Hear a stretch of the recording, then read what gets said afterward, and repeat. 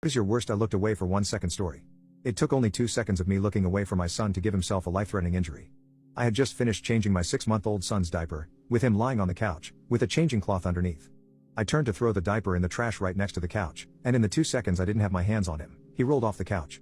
He'd never even rolled over before. He hit the ottoman, which spun him back the other way, and he smacked his head on the hardwood floor. He cried, but calmed down after a few minutes.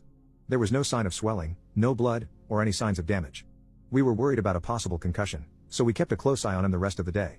When it was time for us to go to bed, we decided to stay up and watch a movie instead, and I went in and checked on him partway through the movie while my wife went to make some popcorn. I changed his diaper, and he woke up a little. One of his pupils was overdilated, and the side of his face had started to droop like he was having a stroke. We immediately grabbed our diaper bag, jumped in the car, and drove to the hospital, which fortunately was only 10 minutes away. I walked into the ER carrying my son and told the nurse that I thought he was having a stroke. She checked him, took us to a back room, and within minutes the room was swarming with medical personnel.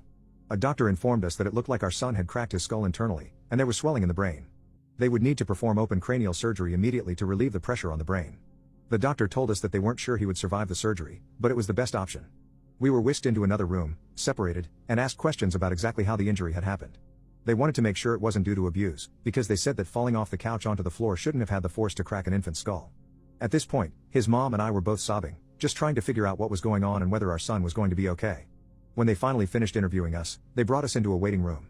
I called my parents to tell them what was happening, and then another doctor came to tell us that the surgery had gone well, but that they'd had to remove around 2/3 of his brain tissue due to the blood saturation damage.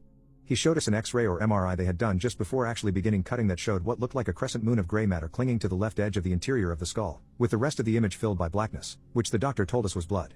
He advised us that even if he survived the rest of the night, our son would likely never learn to walk or talk. When the surgery was done, they brought him to us. He was still groggy from the anesthesia, but other than being fussy, he seemed otherwise like his normal self. Of course, there was also a large incision wound, stitches, and tubes coming out of his head to drain off the excess fluid. It was around 2 a.m. at this point, but I called our religious leader, who I was also good friends with, to tell him about the situation. He came and prayed with us, and offered a blessing for our son, just that he would make it through the night. He survived the night. He survived the next week, and the next month, and every time the doctors saw him, they said it was a miracle that he was alive. He had mild seizures for a few months after the operation, and when he first started to crawl, he would sometimes just stop and freeze for a second or two for no apparent reason, but remarkably, the remaining 1/3 of his brain matter that they left grew to fill the rest of his brain cavity. The blood vessels from the left side of his brain spread and grew all the way across to cover the right side where the original vessels had been destroyed. He learned to talk and walk within the regular timeframes, and has had no noticeable residual effects of his traumatic injury. When we took him back to the hospital 6 months later for his final post-op checkup, every one of the nurses said it was a miracle that he was even alive, much less talking and moving around like a normal 1-year-old.